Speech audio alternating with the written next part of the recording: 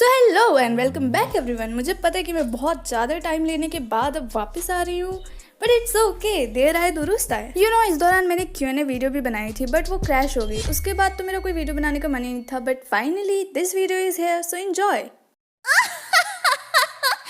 So, shall we begin?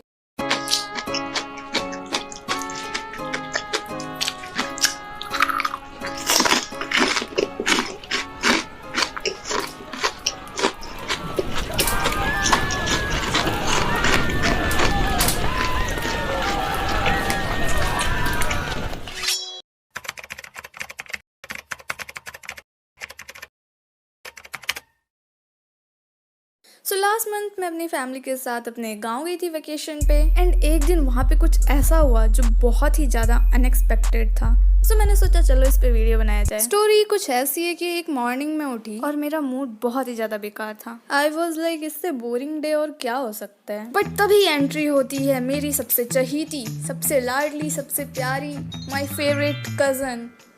नाम नहीं बोलूँगी मैं उसका, इसलिए माई फेवरेट कज़न की एंट्री होती है बस। एंड शी वॉज लाइक, ओए आज फिश पार्टी करे क्या, मज़े से मच्छी बनाएंगे, खाएंगे, ऐश करेंगे। और मुझे तो भाई मछलियाँ पसंद है, मतलब बचपन में पालने के लिए पसंद थी और अब खाने के लिए। भाई मैं कोई जीव हत्या नहीं कर रही हूँ, सारी दुनिया खाती है, सो डोंट जज मी। तो भाई मेरा मूड तो चार्ज हो गया था, क्योंकि रोटी सब्जी और भात दाल से हटके कुछ खाने को मिलने वाला था। एंड भात मतलब चावल, हमारे में कच्चे चावल को चावल कहते हैं और पके हुए को भात। सो यस, हम लोग चावल नहीं खाते, हम भात खाते, क्योंकि कच्चा चावल खाने से पेट में दर्द हो जाता है। और इस बकवास से हटके हम सीधा मेन स्टोरी पे आएंगे अब। तो भैया सबसे पहले मैं एक बात कन्फेस करना चाहूँगी कि मैं बहुत ही निठल्ली इंसान हूँ, क्योंकि ना तो मुझे फिश बनाना आता है ना कुछ करना आता है। सो मैं एक ऑडियंस की तरह साइड में एक कोने में बैठ के अपनी कज़न को फिश बनाते हुए देख रही। एंड जो छोटे मोटे काम होते हैं, लाइक फिश कट गई है तो उसे धोने के लिए पानी ला दो, मसाले की डब्बी ला दो, और चावल ला दो, और ये क्या कहते हैं, थाली ला दो। ये छोटे मोटे काम कर रही थी मैं बस। एंड हमारी फैमिली में भाई ऐसा है कि फैमिली तो वेजिटेरियन है, लेकिन बच्चे बिगड़े हुए हैं, इन्हें खाना है नॉनवेज। तो इस वजह से हमारे घर में कोई बड़ा इंसान नहीं बनाता है नॉनवेज, और ना ही हमारे घर में सेम चूल्हे पे जिस पे डेली खाना बनता है उस पे नॉनवेज पका सकते हैं। सो इस फिश मिशन के लिए हम लेके आए एक शानदार सा मिट्टी का चूल्हा। लेकिन जिंदगी इतनी आसान नहीं होती मेरे दोस्तों।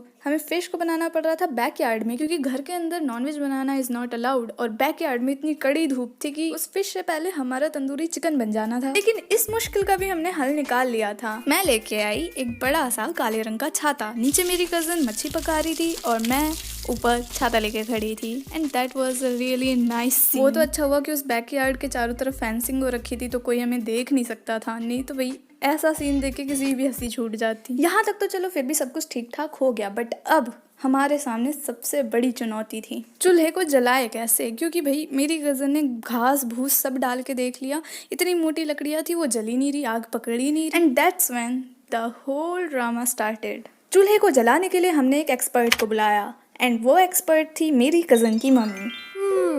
तो ये जल नहीं रहा है। नहीं। ओके, सो ये क्यों नहीं जल रहा है?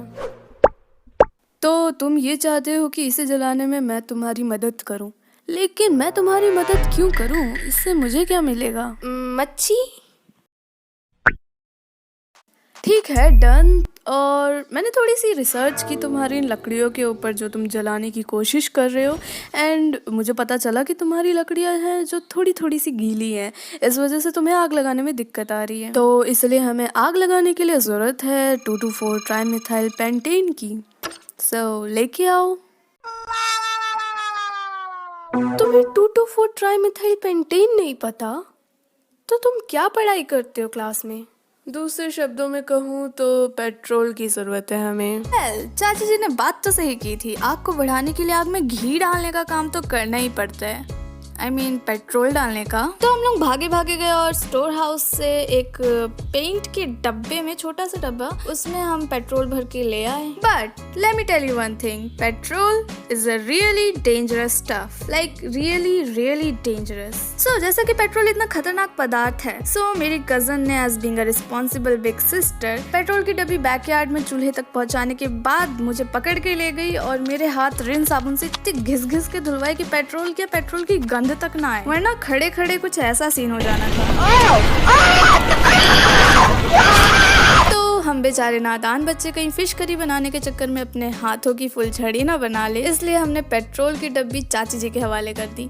अब इस पॉइंट से एक अच्छी खासी हंसती खेलती कहानी कुछ अलग ही मोड़ ले लेती है। सो सीन कुछ ऐसा था कि हमसे तो पेट्रोल का इस्तेमाल करके चूल्हा जलने से रहा, तो चाची जी ने चूल्हे से 2 लकड़ियां निकाली और उसे बीच से तोड़ा और पेट्रोल में थोड़ा सा डुबा के उसमें आग लगा के वापस चूल्हे में डाल दिया एंड बूम, हमारा चूल्हा जल चुका था। अब हम फिश करी बना सकते थे। That was so simple right? But नहीं, जैसे ही चाची जी चूल्हा चला के अपने बाकी के काम करने चली गई, वैसे ही चूल्हा 2 सेकंड बाद बुझ गया। सो सिंपली हमने चाची जी को फिर से बुलाया और उन्हें चूल्हा जलाने की रिक्वेस्ट की एंड वो चूल्हा जला ही रही थी कि तभी कुछ गड़बड़ हो गई। चाची जी ने चूल्हे को जलाने का वही स्टेप दोबारा से दोहराया। चूल्हे से लकड़ी निकालो, पेट्रोल में डुबाओ और आग लगा के वापस चूल्हे में डाल दो। बट इस बारी लकड़ी थोड़ी सी जली हुई थी, वो सुलगी हुई थी एंड उसमें हल्का फुल्का आग था जो कि पेट्रोल के लिए खतरनाक साबित हो सकता था एंड वो हुआ। जैसे ही चाची जी ने वो सुलगी हुई लकड़ी पेट्रोल के कैन में डाली, पेट्रोल के कैन के ऊपर आग लग गई, जो कि उस टाइम उतना ज्यादा डेंजरस नहीं लग रहा था क्योंकि वो एक मशाल की तरह जल रहा था। लेकिन अब इस कैन के अंदर जो कि आधे से भी ज्यादा पेट्रोल से भरा हुआ है, जिसके ऊपर अभी एक आग लग रखी है,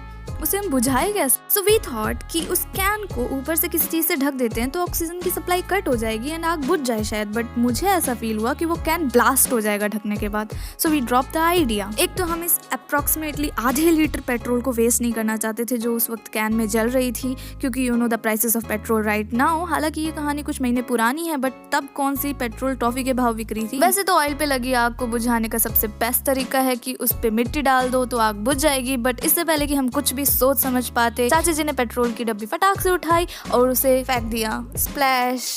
इस पेट्रोल की बरसात के बाद पूरे बैकयार्ड में पेट्रोल फैल चुका था एंड पेट्रोल के ऊपर लगी हुई आग फैल चुकी थी एंड बहुत ही गंदा सीन हो रखा था जिसे देख के शायद किसी को हार्ट अटैक भी आ सकता है। वहीं बैकयार्ड में एक पाइप था जो फेंस के इस तरफ का पानी फेंस के दूसरी तरफ पहुंचाता था एंड उसी पाइप के थ्रू बैकयार्ड का पेट्रोल बहता हुआ उस पाइप के एंड से निकल रहा था, जिसकी वजह से वो पाइप ड्रैगन बन चुका था एंड वी ऑलमोस्ट थॉट कि या तो आज हम मरेंगे या ये घर जलेगा या फिर कुछ तो गड़बड़ होने वाली है। अगर हम बच भी गए तो हमें बहुत गंदे वाली डांट पड़ने वाली है। बट लकीली हमारे उस सरेआम दोपहर में लगाए हुए आग को किसी ने नहीं देखा एंड मोर लकीली वो आग बहुत जल्दी बुझ भी गई थी क्योंकि ऑयल फैला देने की वजह से उसका सरफेस एरिया बढ़ गया था एंड जिस वजह से वो बहुत जल्दी जल गए और सारा पेट्रोल जल के बूम फटाक से गायब हो गया। बहुत बड़ा लॉस हुआ बट ओके, घर जलने से तो बच गया कम से कम। वेल आई वोंट रिकमेंड कि तुम्हारी लाइफ में ऐसा कुछ हो एंड तुम्हारे पेट्रोल में आग लग जाए और तुम उसे फेंक दो। ऐसा बिल्कुल मत करना। कहीं से भी मिट्टी का अरेंज करो और मिट्टी डाल दो तेल पे। ओके, बहुत ज्यादा लक की जरूरत होती है ऐसे आग के बाद, उस आग के चुपचाप बुझ जाने और किसी को पता ना लगने की। So that's it for today. मुझे बस अपना ये एक्सपीरियंस शेयर करना था तो मैंने कर दिया। आई डोंट नो मेरी स्टोरी टेलिंग बहुत ज्यादा बेकार थी या क्या स्क्रिप्टिंग वगैरह मैंने की, बट